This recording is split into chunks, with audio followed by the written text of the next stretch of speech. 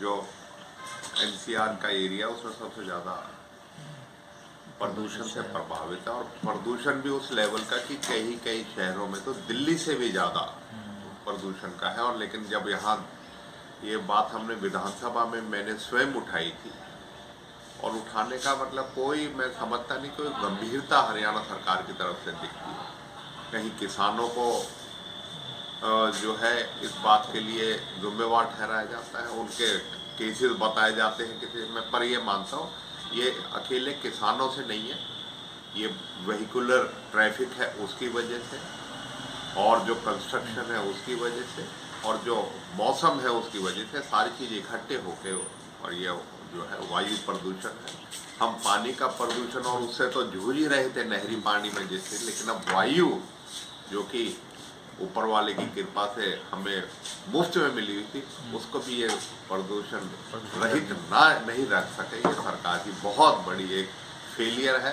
केंद्र राज्यों पर डाल देता है, राज्य केंद्र पर डाल देते हैं, लेकिन मैं समझता हूँ सभी अपनी जिम्मेवारी से इससे बचने की। यही मानता हूँ कि जैसे जो है किसानों का तो एक स्केप गोट बनाया जाता है, बलि का बकरा बनाया जाता है उनको, वो ही अकेले जिम्मेवार नहीं है इसके लिए।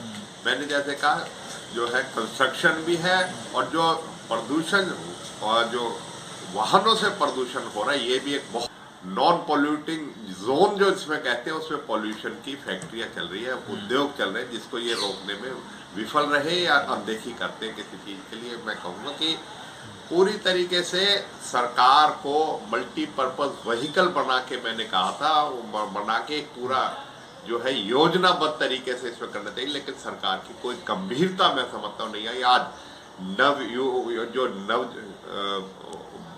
जो पैदा हुए हैं, जो सांस लेने इस धरती पे आते हैं और इस इलाके में पैदा होते हैं, मैं समझता हूँ सबसे ज्यादा उनके साथ जो है धोखा तो हम कर रहे हैं।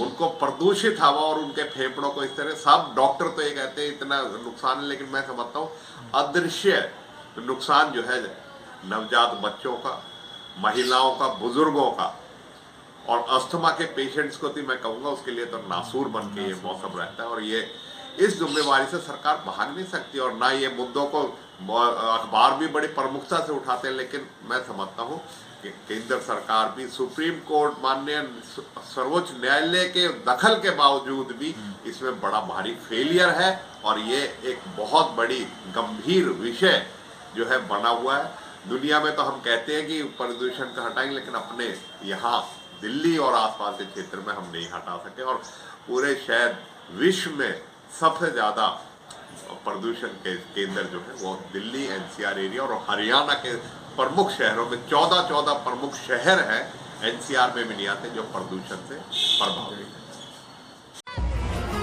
Thanks for watching this video. Please like and share.